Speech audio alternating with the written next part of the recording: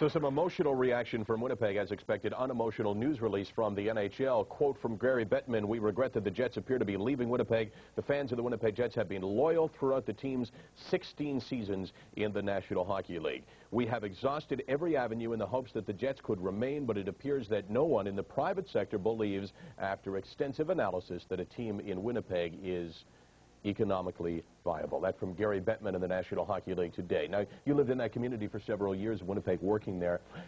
Give us an idea, your sense of how important the team was to that community and what kind of blow it will be. Well, it's a big blow. I lived there 1 year, but it was still long enough to get a sense of what that team means to the community. Now, you're watching in Calgary, Edmonton, Vancouver. Think how you would feel if your team left. I mean, those are bigger cities and more things to do. Winnipeg, 600,000, a very interesting cultural community, but for hockey fans, it's going to be a long, cold winter with no NHL entertainment. A lot of people like that. But it was a problem around the NHL. I remember Eddie Olczyk telling me one time, people hate going to Winnipeg because most of the games were Sunday nights. You fly into Winnipeg, nothing going on Sunday, nothing going on after the game. So it had a bit of a bad reputation around the NHL in that regard. So I'm not sure that there'll be a lot of tears shed around the NHL. But I thought immediately Atlanta left, went to Calgary, Kansas City, and places like that, Colorado, Denver. They've lost franchises as well, but it hurts that it's in Canada, and it could be the beginning of more. It hurts because there was a very loyal fan base, because the team was entrenched in the community. Wonderful community support, wonderful support going both ways. Great charitable work that was done. Goals for kids, very big. The wives come out. The wives of the Jets, very big in the community, helping. You know, they weren't that strong in numbers, and perhaps people suggested that, yes, 12,000 on average was too low. But given the size of the city,